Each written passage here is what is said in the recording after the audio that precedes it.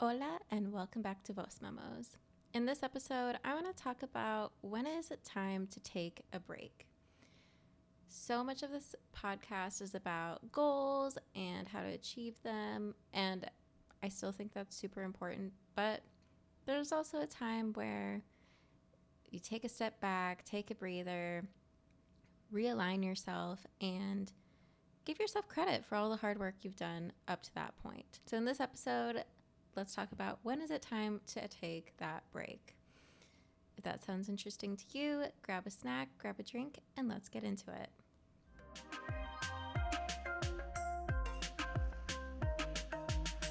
Alrighty, so like I said, the goal of this episode, and there I am talking about goals again, is to talk about when it's time to take a break. And this podcast in itself is very goal oriented. I'm always sharing my strategies on how I'm staying on track with all my various projects in my career, in my personal life, in my artistic endeavors, and in my book writing journey.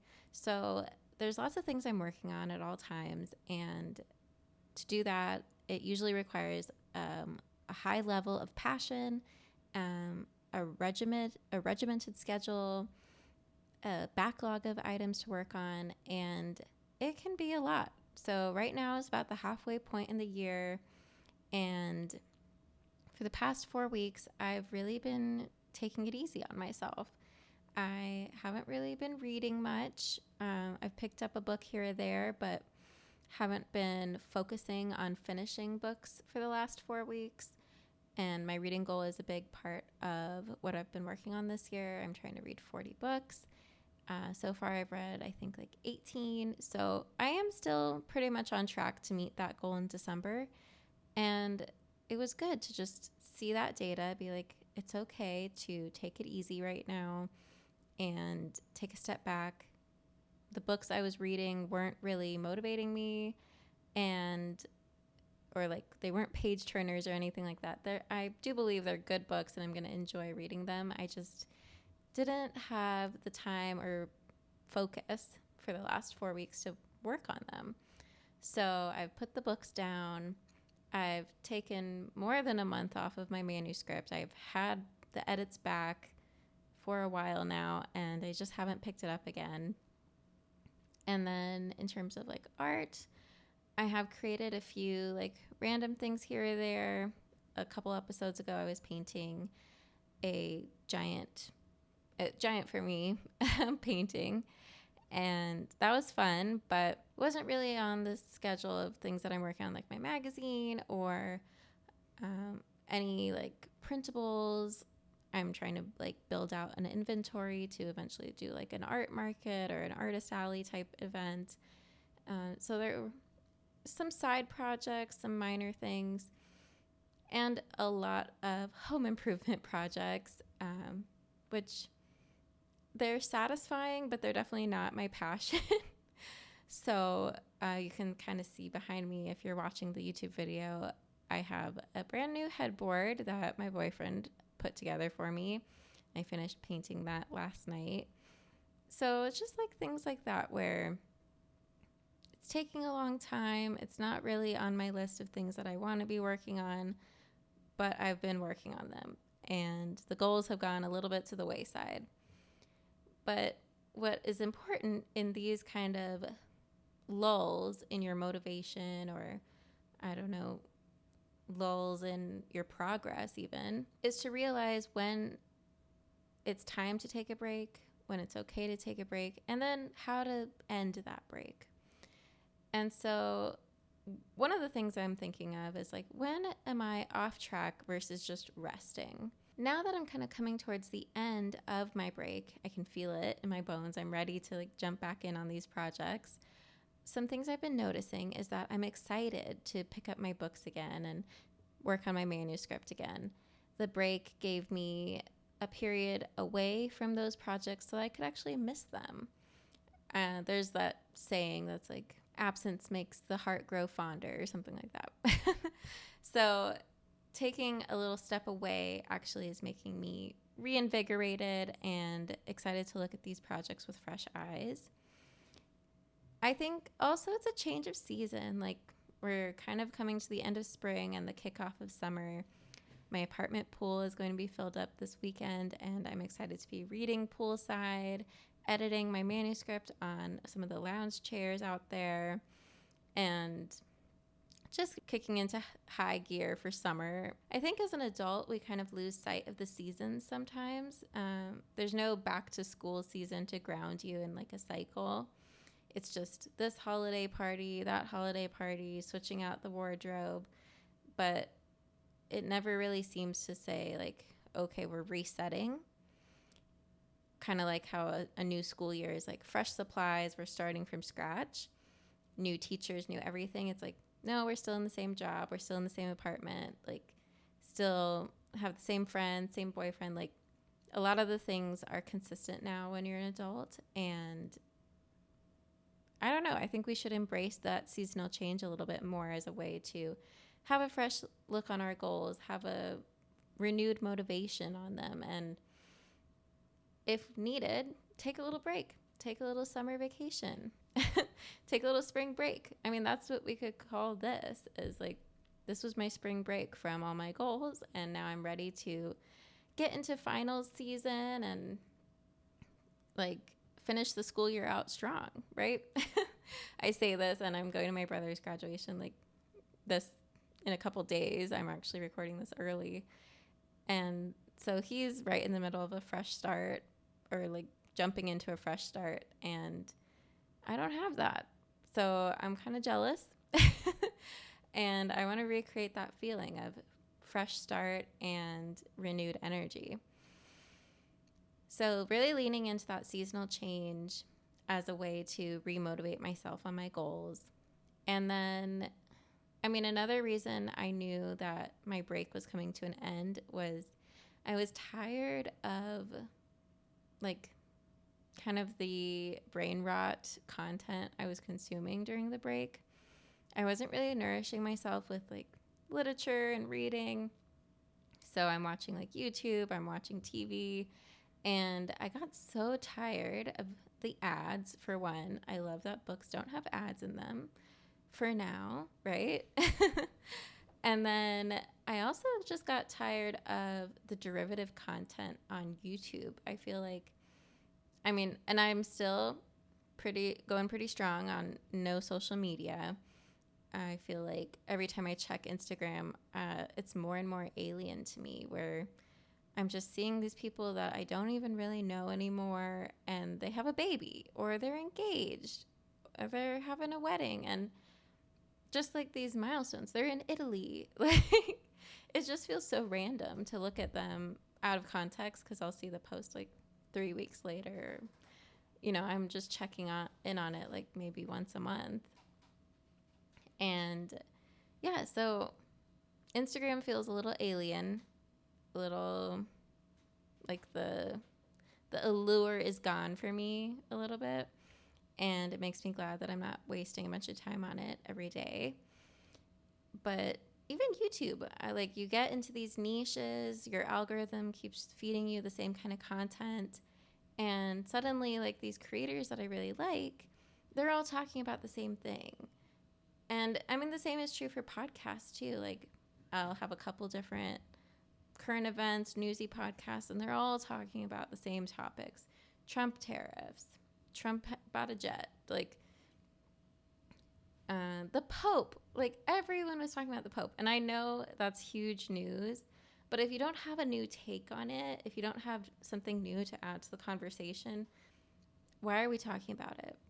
So I did love my boyfriend's commentary on the Pope. He was telling me, like, the controversy with the Pope is not a Cubs fan, the Pope, just like this minor stuff. And that's the kind of thing that I would want on a podcast episode. It's like, let's deep dive into the sporting events that the Pope has been to. That's interesting. The fact that the Pope's American, we've said that already. So that kind of thing. Like, I was getting kind of tired of it. And I realized it's because before this break, I was spending a lot more time reading books. And so I didn't ever get to that derivative content on YouTube because I didn't have time to like watch all those videos. So I just got to watch a couple, and I was covered on all the topics. So yeah, like something that's really been sticking with me as I'm like winding down on this like high dopamine activity season where I'm just like YouTube video junkie, is this saying like make more than you consume.